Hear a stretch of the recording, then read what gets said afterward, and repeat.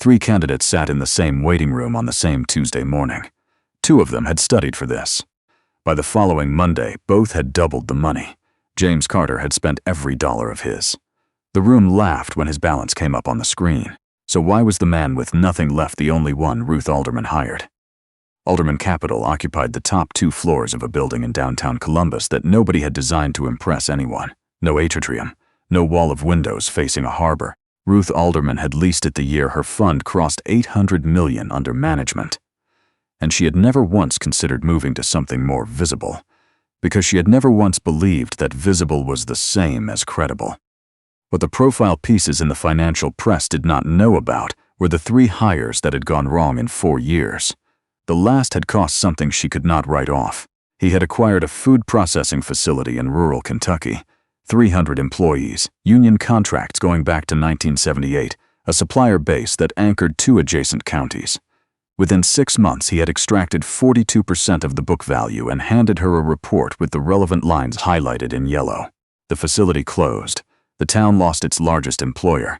He had been genuinely puzzled when she terminated the contract, which was the part that stayed with her longest, because by every standard she had put in writing at the time, he had performed exactly as required. She had spent the following winter rewriting what she was selecting for, and by spring she had accepted that no interview she could design would show her what she actually needed to see. Lenora Fisk had served as her senior operations director for 5 years and had learned to read Ruth's silences the way you learn to read weather. When Ruth described the test, what she intended to hand the 3 finalists and how she intended to watch them, Lenora said nothing for several seconds. You're giving them real capital with no constraints and no check-ins. Yes. If any one of them does something inadvisable, then I'll know something about them that 4 rounds of panel interviews would not have told me. Lenora did not agree, and she said so, and Ruth noted that in her favor. The 3 finalists arrived within 15 minutes of each other on a Tuesday in March. Derek Weston came first. He was 37, a portfolio strategist out of a Chicago fund with a record that had been described in print as aggressive and precise, which were words he had cultivated deliberately. His suit was charcoal and his shoes were Italian, and both had been selected for rooms like this one. He shook Lenora's hand, assessed the waiting room in roughly 4 seconds, and settled into a chair with the ease of someone who had decided before entering that the chair was already his. Bryce Tamblyn arrived second. He was 31 and had made his name doing a thing the industry was still deciding how to classify: acquiring underperforming distribution networks and compressing their value into realizable returns faster than the original operators believed possible. A business publication had run a short piece on him the previous year. He kept a copy in his desk drawer and had not told anyone he kept it. The 2 of them recognized each other by reputation inside 2 minutes and were talking like colleagues inside 5. There is a particular familiarity between men who have already decided they represent the serious competition in any given room. Then James Carter arrived. He was 46. He wore a dark gray shirt that was clean and pressed and had clearly been laundered many times. His shoes were plain and polished, which made the wear beneath the polish more visible, not less. He carried no bag. He said good morning to Lenora by name. She had introduced herself over the phone when scheduling, sat in the chair nearest the window, and then did something that neither Derek nor Bryce could quite interpret. He put his hands on his knees and waited without looking at his phone, without scanning the room, without doing anything that registered as preparation. What the folder on Lenora's desk said about James Carter, in the compressed language such folders use, was this: 17 years building a precision parts business in a town called Harwick, 40 minutes north of Dayton. 31 employees at its peak, contracts with 3 regional manufacturers. Then his wife's diagnosis, and the 2 years that followed had taken from that business everything a business like it holds in reserve: the attention of its owner, the energy that goes into client relationships, the early reading of shifts in a market that does not wait.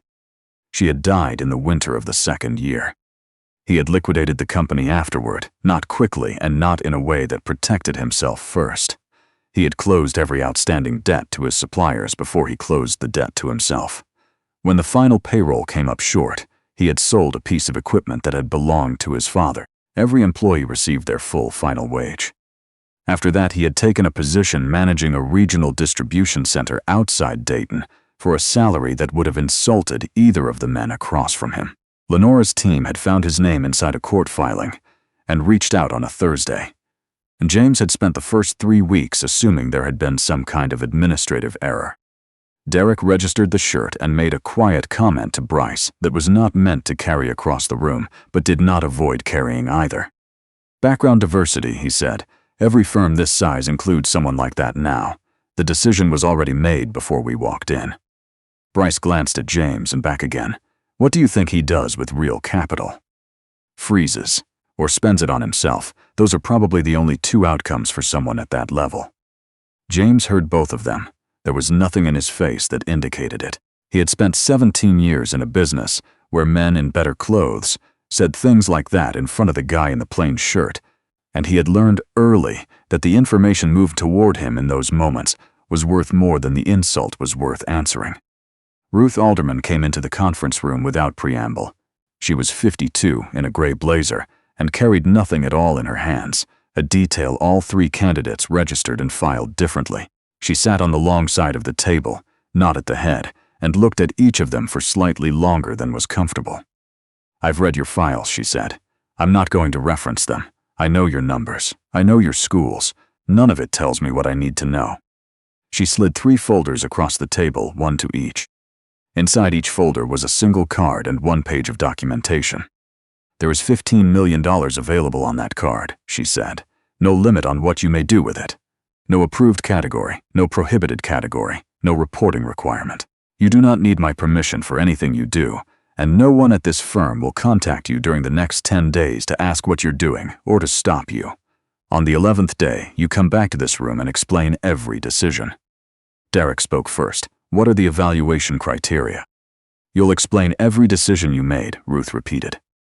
With respect, Bryce said, leaning slightly forward, an assessment with no stated objective isn't an assessment. It's a coin flip. Ruth considered him for a moment. Then call it well. She stood. 1 instruction, she said, near the door. Whatever you do with that card belongs to you, not this firm.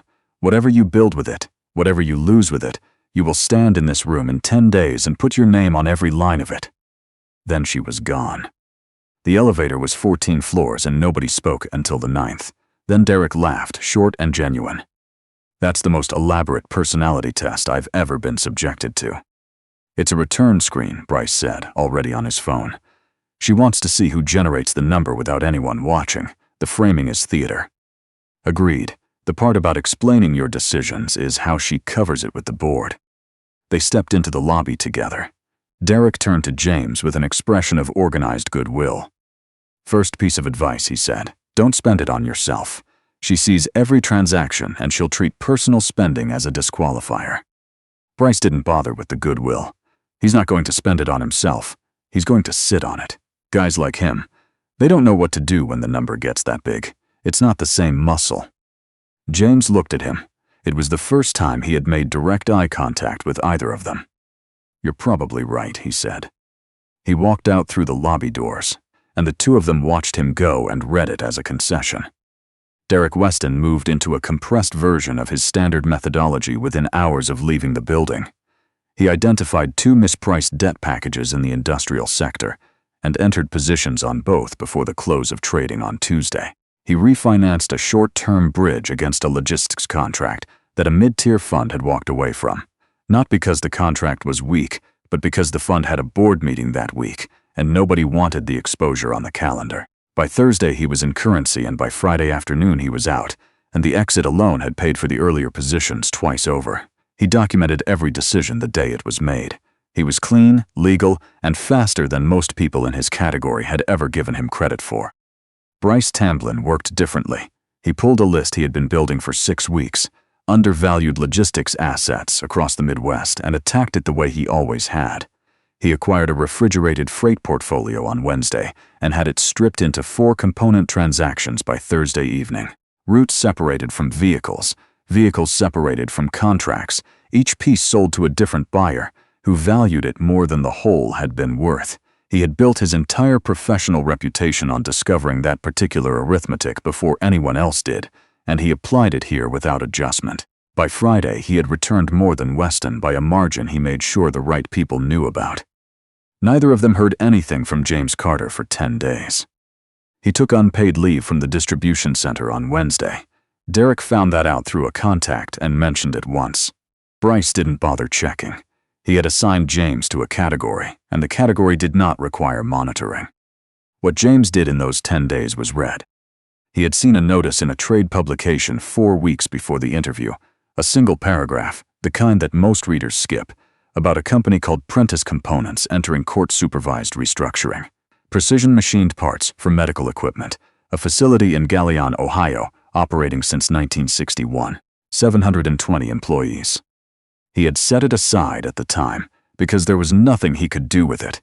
Then he had opened the folder at that conference table and understood that there was now something he could do, and that the question was whether he would. He spent Tuesday night and all of Wednesday inside the public filings. What he found was not the story of a failing business. The machines were good, the workforce had a median tenure of 14 years, the customer list had been stable for a decade. What Prentice had was a debt structure assembled in 2017 against projections that had not survived a supply chain disruption in 2021, and an owner named Gilbert Forsyth who had spent 3 years refinancing the problem rather than addressing it. The lender syndicate had been trying to exit the position quietly for 18 months. On Thursday morning, James drove to Galion. He stood across the road from the facility gate for 45 minutes before a man in a safety vest crossed the road and found him there. Roy Dunbar had run the production floor for 22 years. He had the flat expression of someone who had watched too many strangers come to look at the fence, take photographs, and never come inside. "You're not the first one this week," Roy said. "Usually they take pictures. Couple of them had drones." James told him he had run a precision parts shop himself north of Dayton for 17 years. Roy studied him for a moment. Something in his face adjusted by a small degree. Then he told James what the court filings did not contain. Payroll had run 5 days late the previous month. The month before that, it had come in 2 installments 3 days apart. There were machinists on that floor who had been there since the facility expanded in 1994. Who had bought houses in Galion on the assumption that the plant would be there when their kids were grown, and who were opening their banking apps at midnight to check whether the deposit had cleared. Roy paused, then he said the part James had come to hear. "Every buyer that's come through this process wants the equipment. The CNC unit's a loan book for $12 million. They take the machines, take the real estate, take the receivables, walk away with their number, put 700 people in the street, and in 6 months there's nothing left in this town. That's the math everybody's running." James drove home that night. He sat at his kitchen table until past 2 in the morning with the public filings and a legal pad, and somewhere around midnight he stopped and looked at what he had written and asked himself a question he did not entirely know how to answer. Is anyone actually doing this? Not as a hypothetical, not in a story. In a real restructuring with real lenders and a real court administrator and real machinists waiting on payroll, does anyone actually walk in with a binding bid designed to keep the place running rather than extract the assets? He sat with that for a long time. He knew what the other 2 men were doing somewhere in the city. He was not naive about the comparison that would be made in 10 days. A $15 million card returned to zero, held against 2 cards that had doubled. He had run a business for 17 years and he understood numbers, and he could not construct a framing in which zero looked like competence to someone hearing it for the first time. He also understood, without needing it written down, that he could still do what they were doing. He was not incapable of it. He had spotted 2 positions in the same week that would have returned a reasonable number by Friday. He could walk into that conference room with a figure and a clean report, and the kind of professional language that makes a room nod. He knew exactly what he was holding, and he knew exactly what he was considering giving it up for, and he did not pretend the decision was simple. Then he closed the legal pad, picked up his phone, and called the restructuring administrator's office to ask when they were accepting binding bids. He spent Friday morning walking the production floor with Roy. He checked machine condition, pulled 4 years of output records, and called 2 customers on the active list. 1 question each, whether they would continue buying from a Prentice that was still operating in a year. Both said yes without hesitation. The bid went in at 17 minutes before the deadline. It was the only binding offer on the table that did not contemplate breaking the company into components. The administrator called back 40 minutes later with a different tone than he had used at the start of the conversation.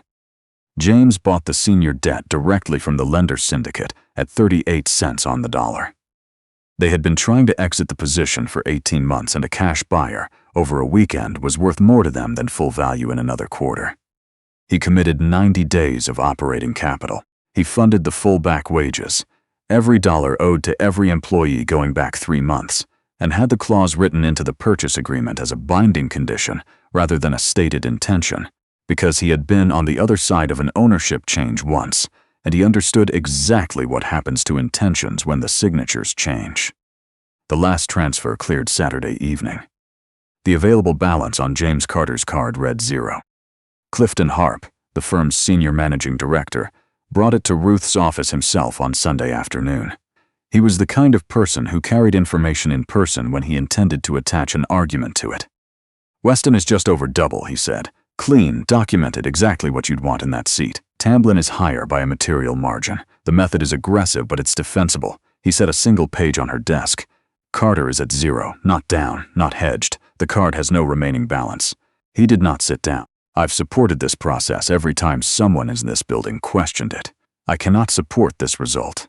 You handed $15 million to a man who manages a supply depot with no oversight and no parameters, and we are now sitting here with the outcome that everyone predicted on day one. If this reaches the board before we have a position, the conversation will not be about Carter.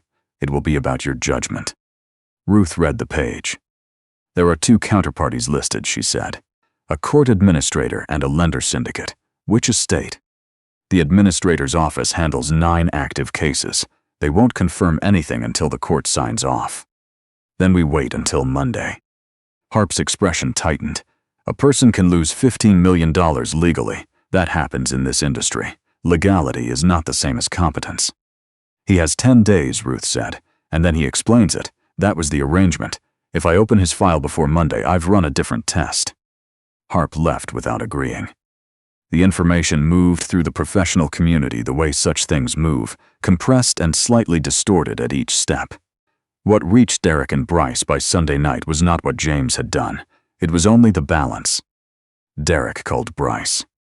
0, Bryce said. "I genuinely thought he'd sit on it," Derek said. "Hand it back untouched with some kind of statement about not being comfortable speculating. That would have been smarter than this." Considerably. Neither of them, at any point in that conversation, entertained the possibility that the money still existed in a different form. On Monday morning, 3 men returned to the 14th floor. Derek brought a bound summary, printed in duplicate. Bryce brought nothing. The number did not require paper, and he wanted the room to understand that. James Carter arrived 20 minutes early in the same dark gray shirt, carrying 1 folder that stayed closed on the table in front of him.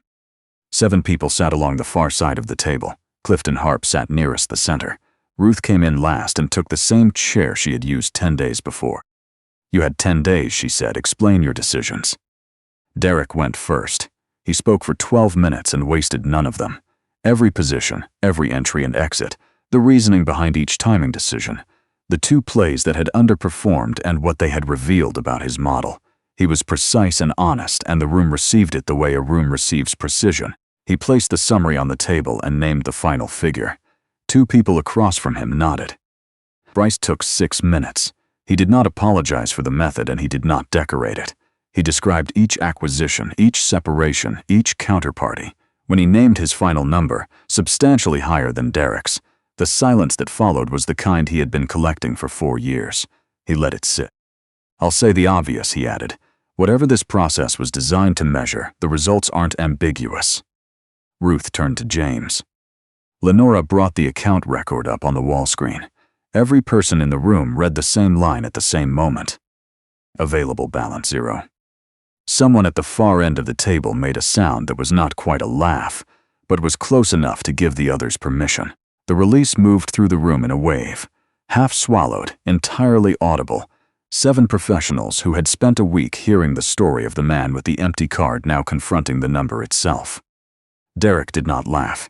He waited until the room settled, then spoke with carefully calibrated courtesy. "I think what we've just seen is a clear answer to a question about who belongs near capital and who doesn't. Bryce leaned back. He's not just the weakest candidate in this process. He's proved it with the one number none of us could have manufactured. Not a modest return, not a small loss, 0. Every face turned toward James Carter. He sat with his hands loose on the table, in a shirt that had been washed more times than he could count, and he did not defend himself, and he did not look away. Ruth let the room finish. She did not quiet it, and she did not join it. When the last of it faded on its own, she spoke in the same tone she had used at the start. "Mr. Carter, the card is empty. Explain your decisions." James opened the folder. "On Friday at 12:43, I submitted a binding bid for Prentice Components in Galion, Ohio," he said. 720 employees. Precision machining for medical device manufacturers. In operation since 1961. Signing completed Saturday. Final transfer cleared Saturday evening. As of that moment, I held the entire operating entity, workforce intact, every liability attached. Nobody in the room moved. Clifton Harp spoke before he had decided to. "You bought the company." "I bought the senior debt from the lender syndicate at 38 cents on the dollar. They had been trying to exit the position for 18 months, and a cash transaction over a weekend was worth more to them than full value in another quarter." James turned a page without looking at it. Everything else went to operating capital and back wages. 3 months of back wages, paid in full this morning, written into the purchase agreement as a binding clause, not a stated intention. Intentions don't survive a change in ownership. One of the executives across the table said quietly, "You paid 3 months of back wages as a condition of sale." "I put it in the agreement because otherwise it could be amended out after closing." Lenora brought a second document to the screen. It was an independent equity valuation of the restructured entity, prepared at the court administrator's request over the weekend. The figure was more than twice the capital James had deployed. The footnote beneath it explained why. Debt acquired at a 62-cent discount becomes equity the moment the underlying business stops being a default risk. The back wages had done that. The moment those accounts cleared, Prentice stopped being a distressed asset and became a functioning company with a stable workforce and a customer list that had not moved in a decade. Clifton stared at the screen. He had walked into Ruth's office the previous afternoon and told her that a man could lose $15 million legally. He had believed it completely. What was on the screen was not a loss. "That's the strongest transaction in this room this week," he said slowly. "It's not close." "That wasn't why I did it," James said. Bryce Tamblyn had gone very still. "Say that again." "The valuation is a byproduct." James closed the folder. "I didn't buy Prentice because the arithmetic worked, and I want that on record before anyone in this room treats it as a financial decision. Every other bid on that estate was for the equipment. Strip the CNC units, take the real estate, collect the receivables. You realize something near $15 million and you put 700 people out of work in a town where there is nothing comparable to go to. I know what that looks like. I've closed a company.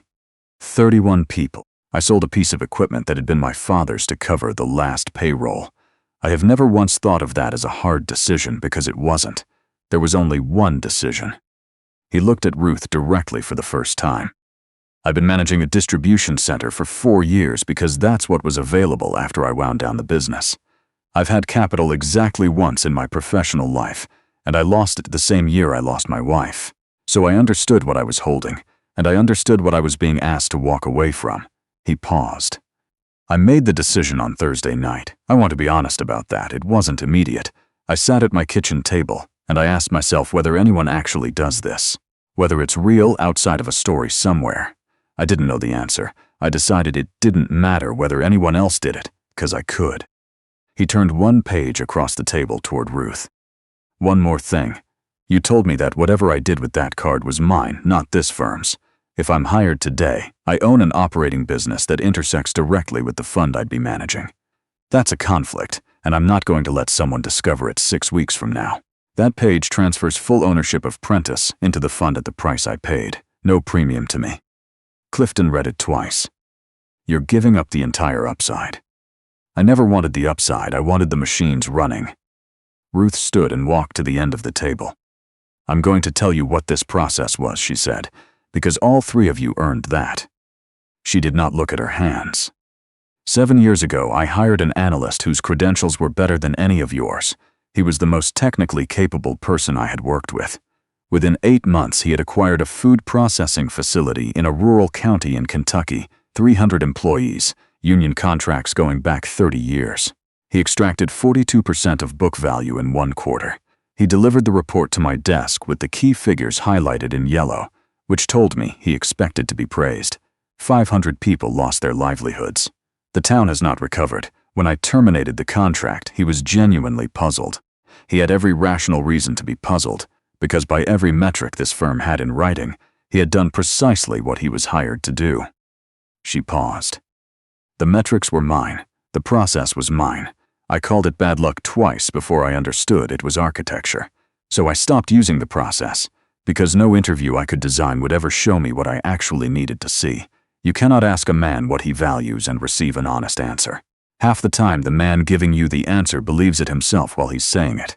The only reliable way to understand what a person reaches for is to remove every consequence and every observer and see what they do with the space. She looked at the 3 of them. Mr. Weston, your work was precise and honest. You were transparent about the 2 positions that underperformed, which most people in your seat would have omitted. You are a disciplined allocator. She did not soften what came next.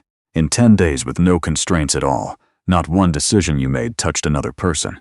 That isn't a moral failure. It is an accurate description of your field of vision.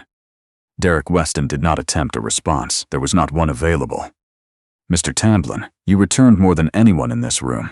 You also separated a logistics network in a way I recognize, because I have read that particular report before, with the numbers in yellow. The people who drove those routes are not on your spreadsheet. Bryce's jaw tightened. It was legal. The floor, Ruth said. I'm not hiring for the floor. She turned. Mr. Carter had the same card and the same 10 days. He used them in a town where he had no history, for a company he had never supplied, to produce a return he will not see for years. He did it knowing how it would appear in this room. He did it knowing both of you would be standing here with numbers, while he stood here with nothing. She looked at James. He was the only person in this process who understood that the money was never the point of the test. The valuation on that screen is not why he passed. It is a consequence of how he thinks. Those are 2 different things, and the day this firm stops holding them apart is the day I go back to hiring people who highlight things in yellow. Ruth came back around the table and stopped at the far end. One final question, she said, and then I'm finished. James met her eyes. If I told you now that you didn't get the seat, that it's going to Tamblyn, and you're back at the distribution center tomorrow with nothing to show for any of this, would you regret what you did with that card? James answered without any interval at all. No. Why not? Because 720 people were paid this morning. That happened before I walked into this room. It doesn't depend on what you decide, and it can't be undone. He held her gaze. If keeping the plant running was the wrong answer for this seat, then I'm the wrong person for this seat, and you already know that. Ruth Alderman nodded once. James Carter joins this firm effective today as operating partner of the Industrial Fund. He reports to me. Clifton was the first to stand. He extended his hand across the table and James took it. I told her yesterday that you had lost everything, Clifton said. I was as certain of it as anything I've said in 9 years here. You had reasonable grounds, James said. I had 1 page with 2 numbers on it. That's not the same thing. Clifton paused. I understand that now.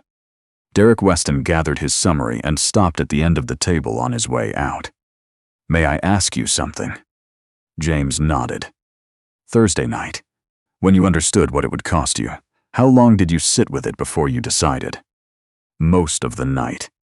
Derek was quiet for a moment. Then he set the bound report down on the table and left it there. Bryce Tamblyn went through the door and stopped and turned around. Whatever he had prepared did not come out. What came out instead was quieter. Prentice was on my list, he said. I had a preliminary model on it. I was going to bid on the equipment package Friday if the logistics deal hadn't run long.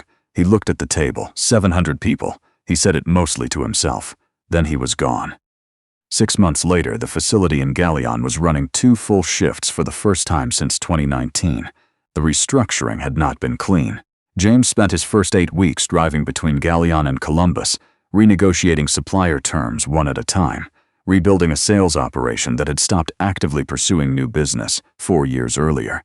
Sitting through the same conversation in different rooms with people who had every reason to believe a new owner was simply a slower way of losing the plant. Roy Dunbar helped more than anyone expected. He stood on the floor the Monday after the back wages cleared and told the shift crew, in the flat and specific way he spoke, that the man who had bought them used to run a shop north of Dayton and had driven out to stand at the fence the same week he was given the money to do something else with it. There was nothing James could have said in a formal address that would have done what those 2 sentences did. Prentice returned to operating profit in month 7. Ruth drove out to Galleon in April and stood on the same stretch of road across from the gate where James had stood in March. Trucks were moving through, the lot was full. Harp wants to run the same test on the next 3 hires, she said. It won't work, James said. Once people know what's being measured, they perform for it. You'd be selecting for something else entirely. That's what I told him. She watched the gate for a while. I've spent 20 years being told I'm good at finding value where no one else is looking. No one ever once asked me whether I could do the same thing with people. You did this time. 1 out of 4, she said. That's not a failure rate, that's a start.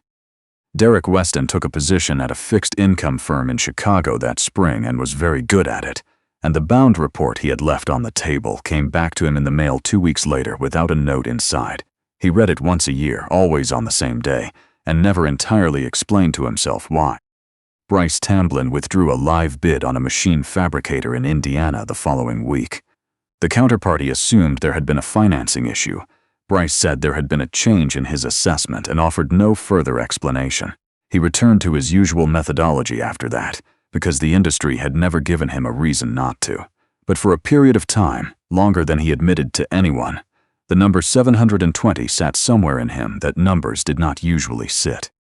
What James Carter kept from those 10 days was not the title, not the position, not the satisfaction of having been right in a room that had laughed at him first. It was the answer he had given without any pause at all, which had been true when he made the decision alone at a kitchen table in Dayton, true on a Monday morning when he walked in believing he had lost, and still true 6 months later on the side of a county road in Ohio, while the morning shift came on and the lot filled and the machines ran. Money is a precise instrument for measuring one thing. It cannot measure whether the person holding it should be trusted with anyone else's future. That requires something the instrument was never built to detect, and everything that lasts is eventually built by someone who knew the difference.